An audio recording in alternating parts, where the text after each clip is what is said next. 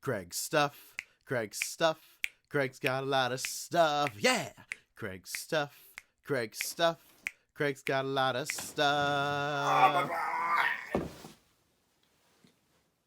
Hey everybody, welcome to another episode of Craig's Stuff. My name is Craig, and it is finally 2022, and you know what that means? It is time for a top 10 toys of 2021 countdown. It has been a heck of a year. We're finally out of 2021. We're into 2022. Hopefully things are going to start getting better this year. Last 2 years have been kind of pretty crazy, and I'm hoping we can just kind of forget about it and hopefully finally move on, as long as it's safe to move on, of course, is the key. Now, of course, everybody in the toy community is doing their top 10 lists, and I figured I might as well join in on the fun. So I think without further ado, let's hop right in to some honorable mentions. We got to do the honorable mentions first because they didn't quite make the top 10, and there's always some figures I like to mention as well, because there's so many good figures that come out this year. And it's really hard to make these lists, honestly, and everybody obviously has their own opinions.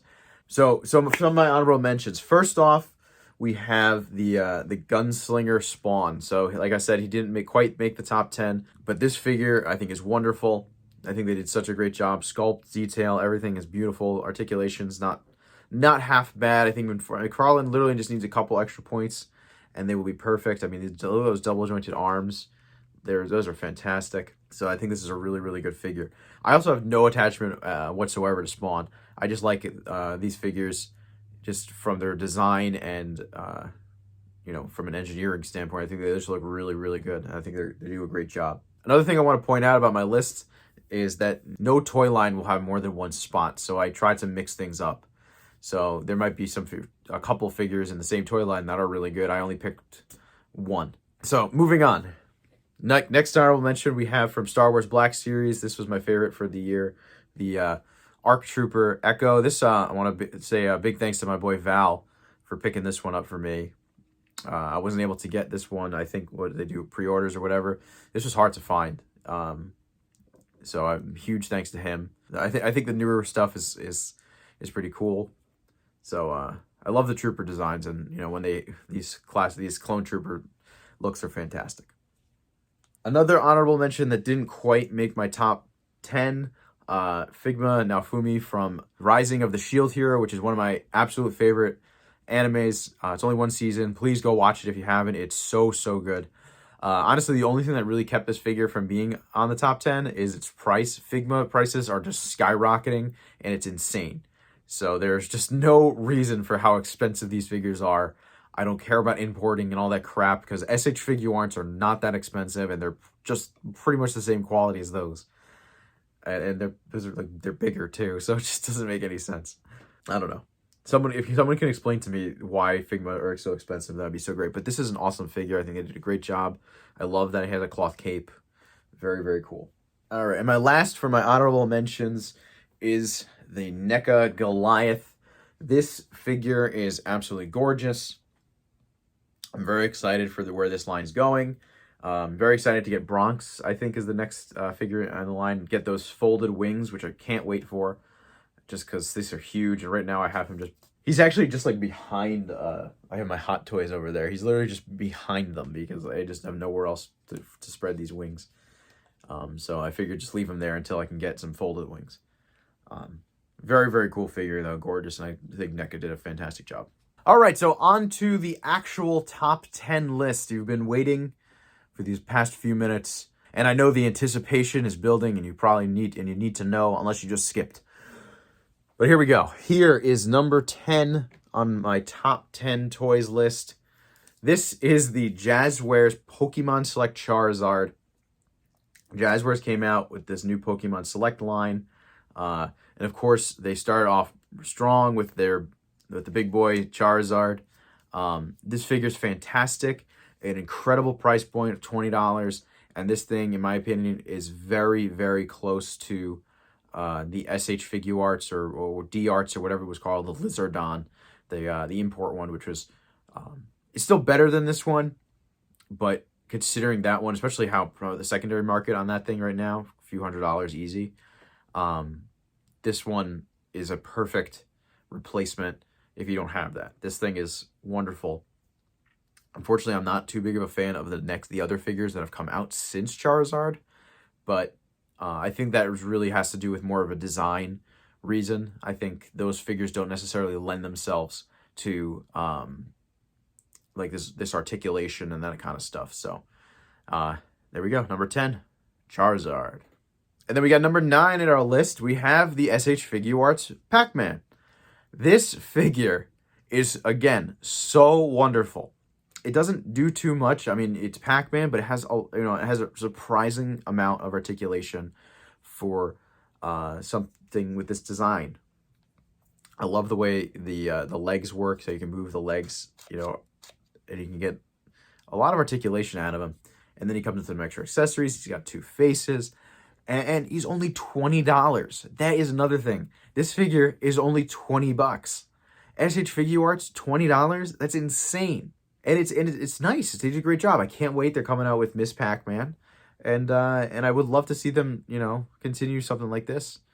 I'm noticing actually some of the SH Figuarts are lowering in price. I mean, I think they're giving you maybe less accessories. It's like some of the Dragon Ball Z ones that are coming out are actually cheaper, but I guess with just less stuff, which I'm okay with. You don't always need to have a blast effect with every character. I do like getting them, but you can always use somebody else's blast effect for, interchange them. It doesn't matter. But very cool, great job, SH Figuarts. The next figure on my list is from a toy line that I got into just this year, and it has taken my world by storm. So I just want to say a big thanks to my boy Nick for buying my first ever Mythic Legions figure, which was the Cavern Dwarf Legion Builder. I still love that figure, but this happens to be the number 8, I guess we're up to number 8 figure on my countdown, specifically Aether. And he's on his horse Aethon. I didn't feel like taking him off the horse, so technically Aether is the contender here. But when you put him with the horse, it's just unbelievable. Look how cool he looks on the horse. This is so crazy, and it's pretty sturdy on there. He's just such a gorgeous figure. Mythic Legions they're so much fun. I need to really get into customizing them. I think it'd be a lot of fun if I get into that. So hopefully soon, I can start doing that. I'm just so weary. I don't want to just mess them up. Alrighty, so now at number 7 on our list, we have a figure that I haven't posted anything about, but I have a review coming out soon. I've had it actually just sitting waiting. This is the Migu Venom. Or some other, I think it's like a third, I'm not sure exactly. It's like a third-party figure, although I don't think it's actually third-party. I think it might be officially licensed. I don't really know. I'm very confused. I think next week I should have the review for him up. So please check out the review for him. It's an awesome figure. This obviously this one is very biased for me. It's a really, really nice figure. It does have some problems, but it is just absolutely gorgeous. It's like a freaking brick. His eyes light up if you put the batteries in. This one I didn't put the batteries in. He's got lots of tendril accessories. These are all removable. But yeah, please check out the review that I'll be posting next week for this figure, the Migu Venom. So then at number 6 on my list, should come at no surprise to anybody that this figure is on my list. This is very heavy. I don't know how I'm doing this with one hand. Holy crap. This is, of course, the Marvel Legends Sentinel. This is an incredible figure. He is actually in his, what I'm calling the shelf display pose.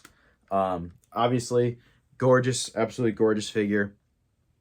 I have him in the proper pose that he won't fall off the shelf, so I don't want to change the pose. And it is such a cool figure. It is just absolutely massive. He lights up. It's just such a cool figure. I'm so glad that I got this. I can't wait for Galactus. I think Galactus is going to actually blow this one out of the water. So I'm very, very, very happy with my Sentinel. But he is only at number 6. So what could possibly be up higher than the Marvel Legends Sentinel, the biggest figure of the year. Alrighty, so at number 5 on my list, we have the amazing Yamaguchi Revoltech Iron Spider. Again, another figure I have. This is the shelf pose, so I don't really want to do too much to it. Because, you know, I'm sure it can kind of be a pain in the butt sometimes getting them that exact pose you want for the shelf. And it's just such a cool figure. I love when I first saw this figure could do that classic Michael Turner cover where he's over the Captain America shield. I was like, I need this guy. So it's just so super cool. I love how dynamic these figures can be, and they're absolutely wonderful. In fact, I think the Deku Revoltech was it might have been number 1 last year, or certainly up on the top of my list. I'm not positive exactly where it was. So obviously they make some quality stuff. Very, very cool figure. Love it. Alrighty, so now at number 4 on my list, we have the first Mafex figure I ever got, which was this year, the Mafex Hush Superman. Again, this figure just completely blew me away. It is just absolutely gorgeous. It just captures that beautiful Jim Lee style, which is more or less just such a standard Superman. I love how this can be the most basic Superman. And I love it. It has that cloth cape, which is gorgeous. I eventually picked up the Batman, the Catwoman. I have both up there. Now I have Venom and Carnage. So this Superman really did it for me. I think they did such an incredible job. I really, really hope that Mafex starts maybe delving away a little bit from Hush, but maybe keeping the Jim Lee style, so that way everything kind of looks the same. It'd be cool because Jim Lee has obviously drawn many a DC characters. So if they could get to the Green Lantern or something like that, that would be really, really cool. So there it is. Hush Superman. Alright, so we're down to the top 3. Now these figures I think will probably come as a surprise to most people because they're probably not on too many people's top lists. So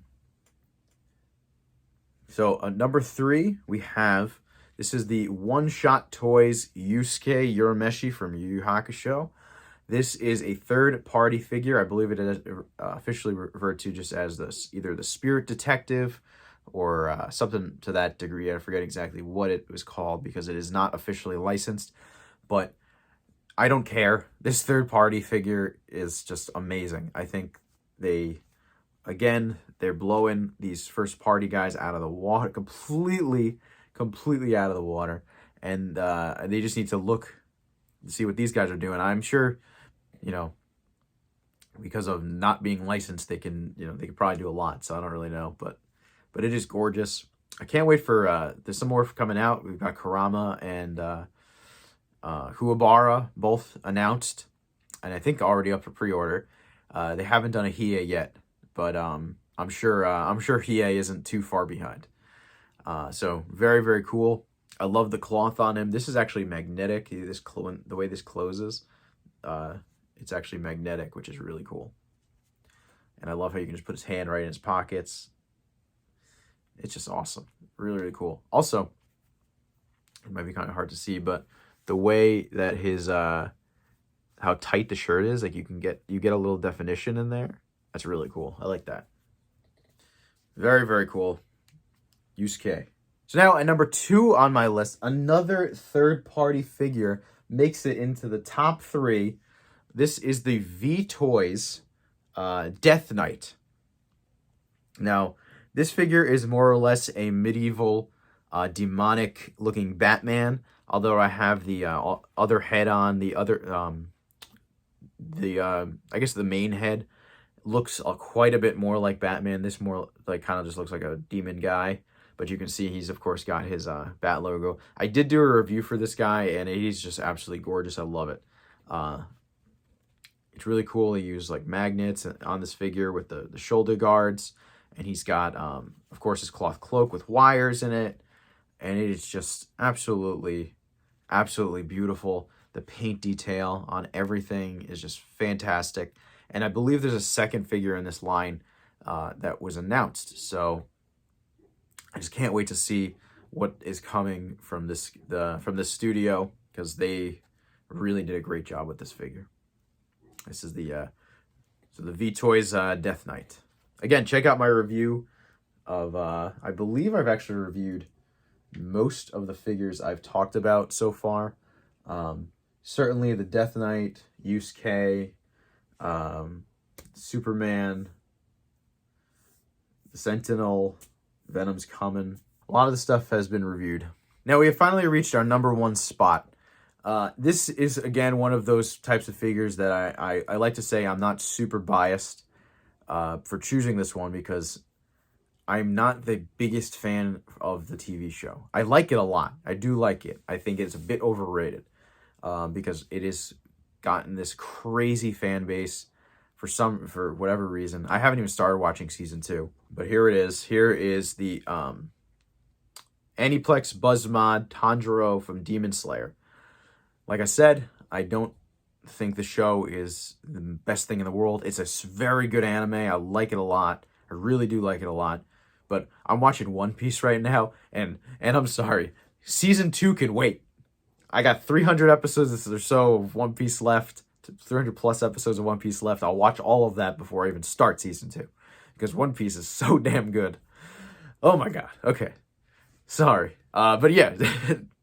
We have the Aniplex Buzzmod Tanjiro. This figure is wonderful. It is absolutely gorgeous. I love the cloth cloak he has with the wires, and the way his knees work are actually really solid. You know, even bent, they don't look too bad. They're, you know, it's interesting the way they did it, and it works well. I think it's fine. It works fine. So I think this line is just fantastic. I so far have him, I have Nezuko, and I have what's his face, Zenitsu. And pretty much most of the characters have the same type of body, so they're all going to be pretty much the same, which means that there isn't going to be too much wrong with them, which is great because they started off real strong, made Tanjiro look fantastic, and hopefully everybody going forward keeps the same quality. Alrighty, everybody, there you have it. That is my top 10 action figures for 2021. I'd love to hear from all you guys. I'd love to hear your top 10 lists. Let me know what you guys think, what you thought about my list, what figures you thought should have made the list. Maybe some of the figures that I reviewed that you said, hey, how come you forgot about that one, or whatever. Whatever you want to say, leave it in the comments. I'd love to hear it. So I guess that is it. Make sure you don't forget to like this video. Like I said, leave a comment. And please check back every Friday at noon for brand new videos. Check out my Instagram. It's at Craig Stuff. I will see you guys next time. Later.